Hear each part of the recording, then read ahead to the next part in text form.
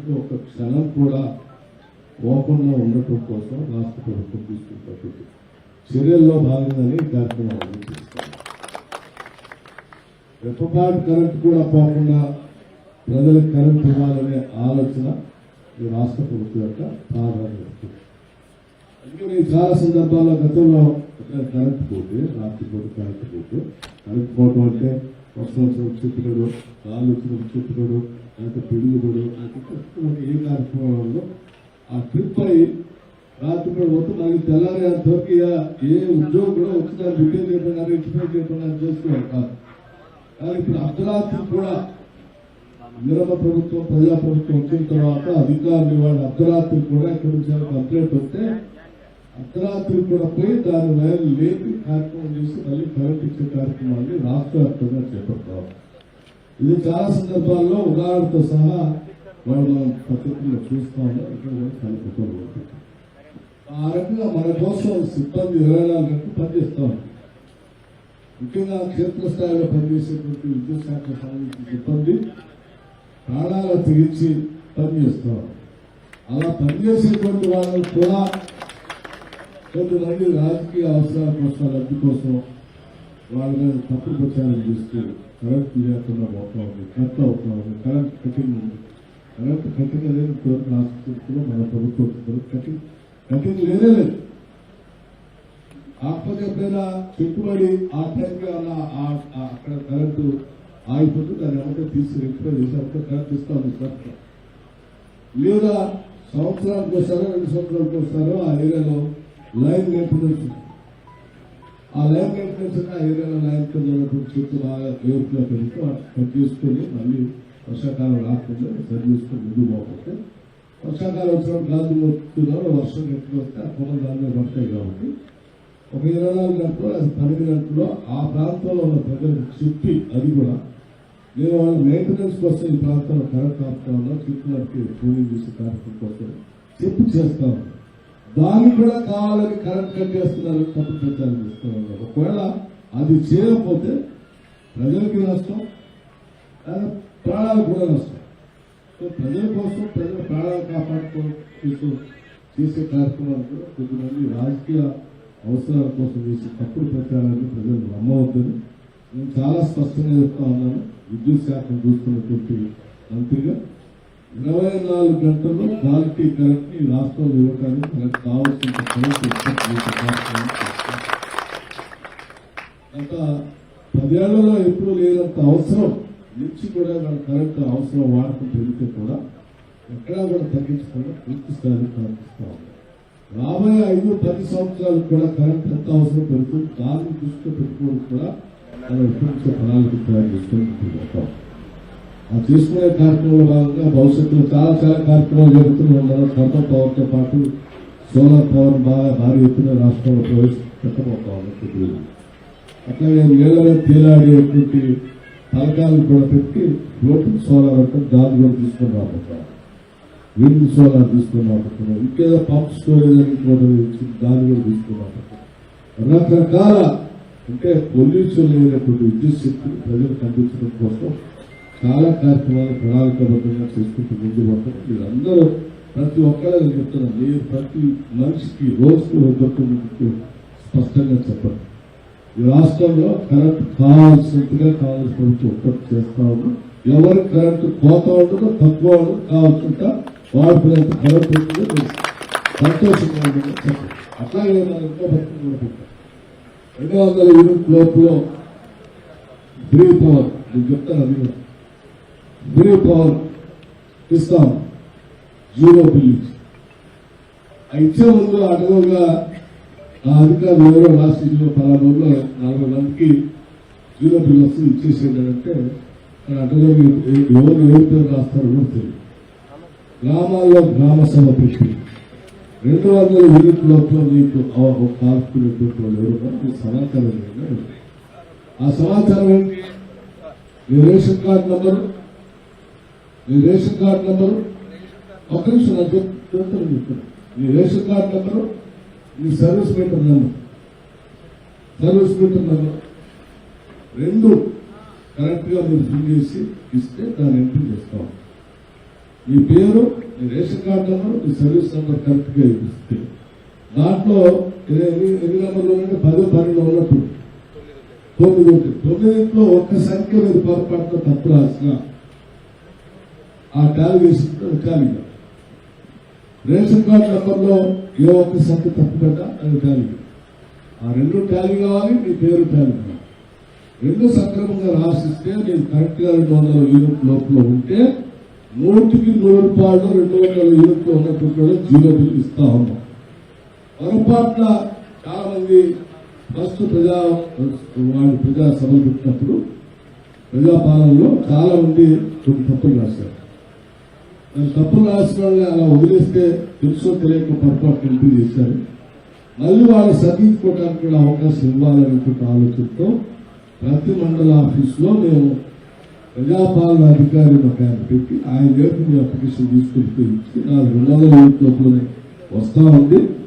ఇప్పుడు మాత్రం నాకు జీరో బిల్ రావట్లేదు, నాకు బిల్లు వస్తా ఉంది, ఇది కరెక్ట్ కాదని ఈ కరెక్ట్ మీ సంఖ్య వారికి ఇస్తే మళ్ళీ ఆయన రెక్టిఫై చేయడానికి వాళ్ళకు కూడా అవకాశం ఇచ్చారు.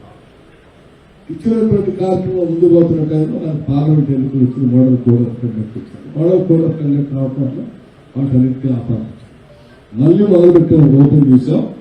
ఎవరికైనా 200 యూనిట్ లోపులో మీరు కరెంట్ వాడుకుంటూ మీకు రాకపోతే మళ్ళీ తిరిగి మీ సర్వీస్ నెంబర్తో సహా మీ రేషన్ కార్డుతో సహా మండల గవర్నమెంట్ ఎంపీడీఓ ఆఫీస్లో ప్రజాపాలన అధికారిని ఒక ఆయన నియమించాం. ఆయన వేరే పుస్తకం అప్లికేషన్ ఇవ్వండి. మళ్ళీ వాళ్ళు రెక్టిఫై చేసి కరెక్ట్ గా ఉంటే మీకు జీరో బిల్ ఇప్పించే బాధ్యత నాది, ఈ రాష్ట్ర ప్రభుత్వాన్ని. ఇది 1 సంవత్సరం కాదు, ఒక్కసారి కాదు. మీరు ఎన్నిసార్లు రాకపోతే అన్నిసార్లు కూడా రెక్టిఫై చేసుకోవడానికి అవకాశం.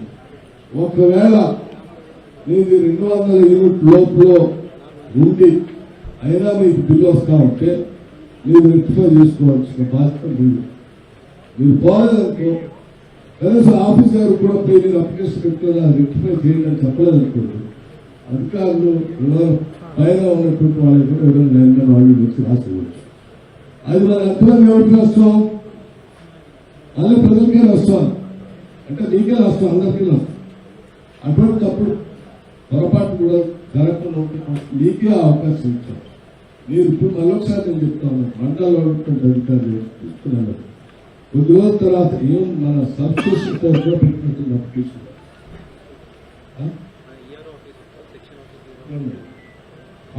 జూనియర్ ఆఫీసులో ఏదో ఉంటుంది,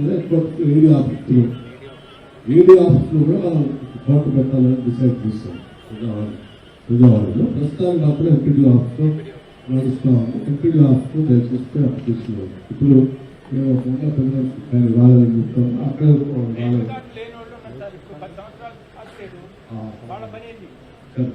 మీ పేరు 10 ఏళ్ల నుంచి రేషన్ కార్డు నాకు గత ప్రభుత్వం ఇవ్వలేదు. ఆ రేషన్ కార్డు లేకుండా ఒక కుటుంబాన్ని మనం లెక్క కట్టాలంటే దానికి ఏదో ఒక ఐడి కార్డు కావాలి. 10 ఏళ్ల నుంచి రాలేదు. 10 ఏళ్ల నుంచి లేదు కదా. 10 ఏళ్ల నుంచి వేరే పార్టీ ఉంది, టీఆర్ఎస్ పార్టీ రేషన్ కార్డు. మేము మొత్తం ఆలోచన చేసినప్పుడు బీజేపీ సంస్కృతి కూడా కొత్తగా అదనంగా పెళ్లిళ్ళు అయినటువంటి వాళ్ళందరికీ వాళ్ళకి మళ్ళీ రేషన్ కార్డు కూడా ఇవ్వాలనేటువంటి ఆలోచన చేస్తున్నాం. ఆ రేషన్ కార్డులు ఏ పద్ధతిలో ఇవ్వాలని దాని మీద నిన్న జరిగినటువంటి క్యాబినెట్ సమావేశంలో కూడా క్యాబినెట్ సబ్ కమిటీ వేశారు. కొద్ది రోజుల్లో రాష్ట్ర వ్యాప్తంగా కొత్తగా రేషన్ కార్డు ఇచ్చే కార్యక్రమాలు కూడా చేశారు.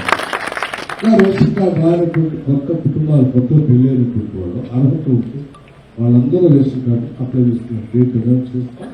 అనౌన్స్ చేసుకున్నప్పుడు మీరు అప్లై చేసుకుంటారు. మళ్ళీ అది ఇది నెంబర్ తీసుకుంటారు. సహజంగా నేను కూడా ఆలోచన చేసింది, ఇలా రేషన్ కార్డు కూడా లేకపోతే కూడా 200 యూనిట్లు ఉన్నటువంటి వాళ్ళందరూ ఫిక్స్ చేయొచ్చు కదా, ఏముండాలి పెద్ద అని చాలా మంది రకరకాల ఆలోచన కూడా చేశారు. కరెక్టే అని నేను కూడా అనుకున్నాను. తర్వాత మళ్ళీ లోతుల్లో పోతే మనం ఈరోజు 200 యూనిట్లు ఎవరికైతే ఇస్తా ఉన్నామో ఆ 200 యూనిట్లు ఉచితంగా ఇచ్చేది ఫ్రీగా అంటే వాళ్ళు కట్టేటప్పుడు ప్రభుత్వం కడతాం. ప్రభుత్వం కడుతుందంటే ప్రజలు కట్టే పన్నులు వచ్చే మనం అవి కడతా ఉన్నాం. అవి మరీ అడ్డగోలు ఇచ్చేస్తే ప్రజలు కట్టే పన్నులు మనం దుర్మార్గంగా వాడిన కరెక్ట్ గా కుటుంబానికి 200 యూనిట్లు ఉపయోగిస్తే అది పద్ధతిగా ఉంటుంది. లేకపోతే నేను చాలా నగరాల్లో కూడా చూస్తున్నాను, ఒకటే కుటుంబం ఎంత పెద్ద బిల్డింగ్ కట్టుకుని పైన కరెంటు పెట్టు, మధ్యలో కరెంటు పెట్టు, కింద కరెంటు పెట్టు, మూడో దాంట్లో కరెంటు పెట్టు, 4-5 కుటుంబాలకు కిరాకి ఇచ్చేసి 200 యూనిట్లకు వస్తుంది ఫ్రీగా వస్తే ఆయన మాత్రం పెద్ద నోటీసు.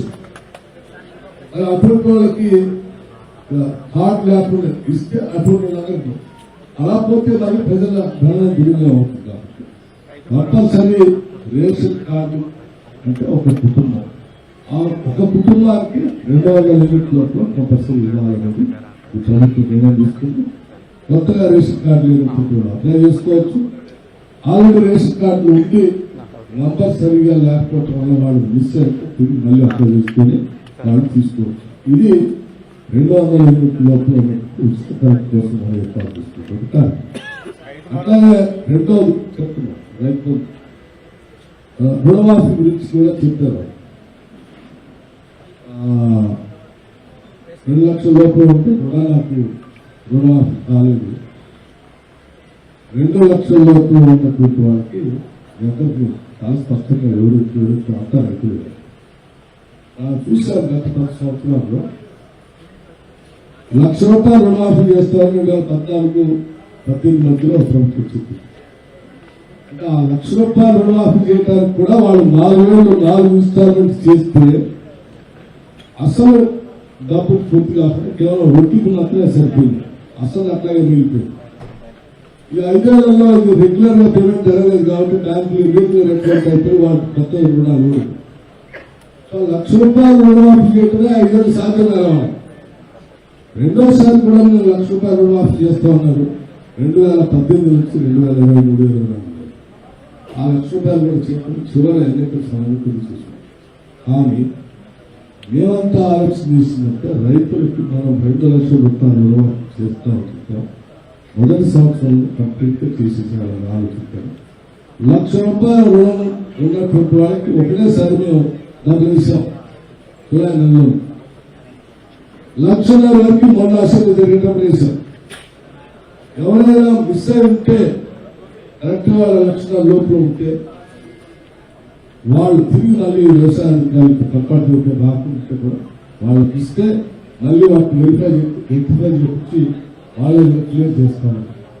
ఇది కొన్ని లక్షలు 31,000 కోట్ల రూపాయలు 102 రూపాయలు 31,000 crores 31 కోట్ల రూపాయలు దేశ చరిత్ర ఇంతవరకు ఒక రాష్ట్ర ప్రభుత్వం ఒకటేసారి 31,000 కోట్ల రూపాయలు చేయాలి.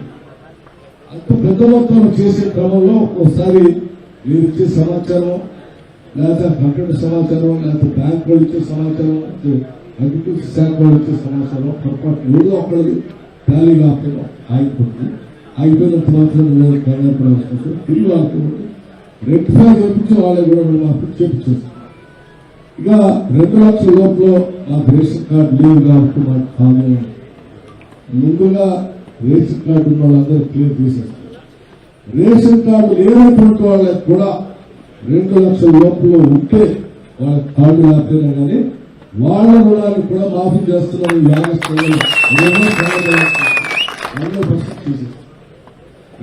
లోపల ఉంటే ఇంకో 2 లక్షల పైన ఉంటే చేయట్లేదు కానీ 2 లక్షల లోపల ఉంటే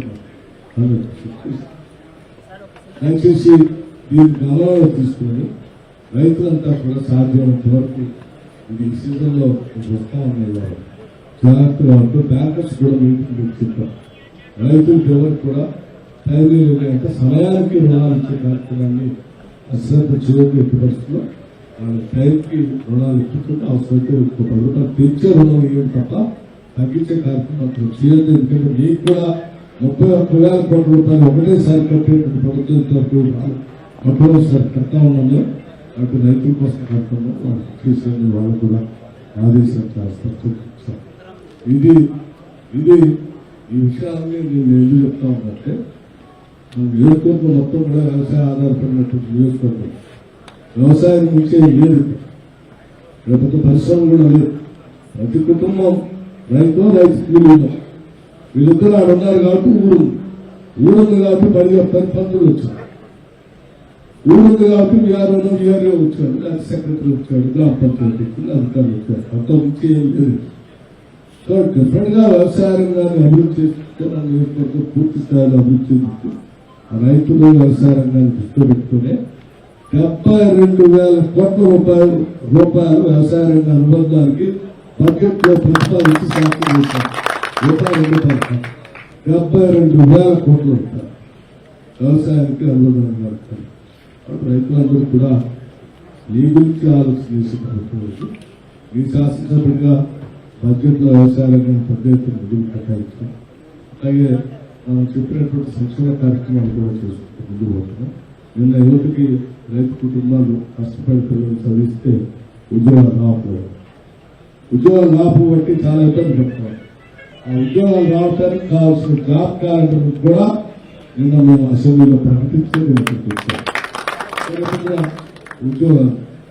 అలాగే మనం ఎంత కష్టపడి బిడ్డలు చదివిస్తే సరైన ఇంగ్లీష్ కూడా లేకపోతే చదువుకోవడానికి పరిస్థితులు అనుకూలించకపోవడానికి ఉన్న రూపాయలు పోయేసి మనం ప్రైవేట్ స్కూల్స్ పంపిస్తా ఉన్నాం. అట్లా కాకుండా ప్రభుత్వ పరంగానే ఒక మంచి ఇంటిగ్రేటెడ్ రెసిడెన్షియల్ స్కూల్స్ రాష్ట్రంలో పెడితే రైతు కుటుంబాలు కానీ రైతు కూలీలకు సంబంధించిన పిల్లలు కానీ ఎవరు కూడా ఉద్యోగం కోసం లక్షలు పెట్టి పోయేసి వాళ్ళే కట్టాల్సిన అవసరం లేకుండా ఉండాలని ఆలోచనతోనే నేను రేవంత్ రెడ్డి గారు ఆలోచన చేసి క్యాబినెట్ అందరూ ఆలోచన చేసి ఇంటిగ్రేటెడ్ రెసిడెన్షియల్ స్కూల్స్ రాష్ట్ర వ్యాప్తంగా తీసుకురాబోతా ఉన్నాం. భవిష్యత్తులో ఈ సంవత్సరం ఈ రాష్ట్రంలో చాలా చోట్ల ఇంటిగ్రేటెడ్ రెసిడెన్షియల్ స్కూల్స్ ఒక్కోటి 15-25 ఎకరాల్లో దాదాపు 100-125 కోట్లతో ఒక స్కూల్ కట్టబోతా ఉన్నాం.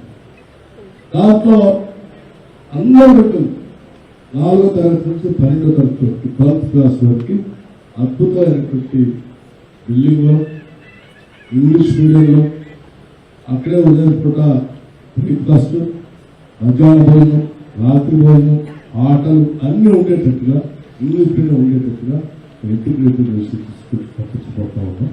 ఉద్యోగంలో అందరూ వేసుకుంటున్నామో 10 రోజుల్లోనే దానికి కూడా ప్రయత్నించుకోబోతా ఉన్నాం. అట్లా రాష్ట్ర వ్యాప్తంగా అన్ని చేయాలి. అంచెల వారీగా మనందరూ ఆలోచించుకుంటూ ప్రజలందరూ బాగుంటారు.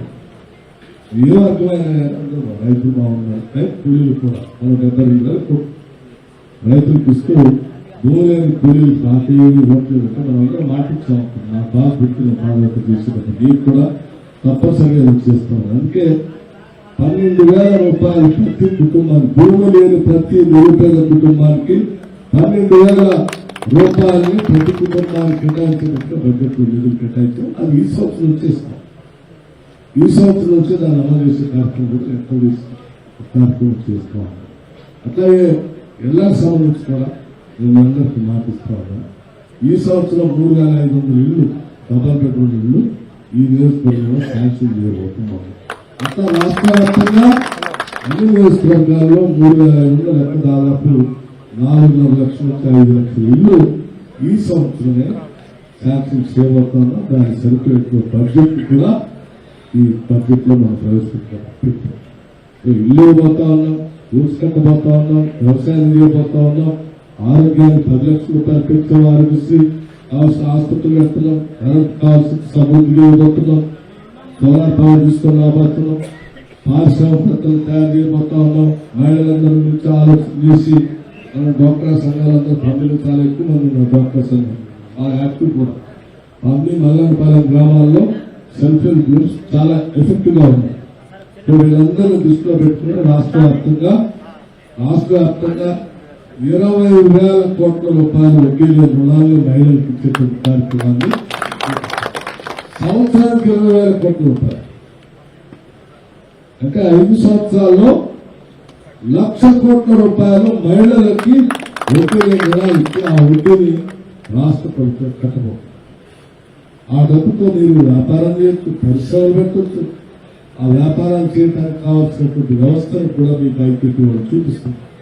పరిశ్రమలు పెట్టడానికి ప్రతి నియోజకవర్గంలో కూడా చిన్న పారిశ్రామిక వాడలను కూడా రాష్ట్ర ప్రభుత్వం డెవలప్ చేసి అందులో మీరు పరిశ్రమ పెట్టుకోవడానికి కావాల్సిన స్థలాన్ని అందులో రోడ్లు కరెంటు నీళ్లు అందించి స్థలాలు కూడా మీకు కేటాయిస్తుంది ఏ వ్యాపారం మీరు పెట్టుకోవాలనుకుంటున్నారు.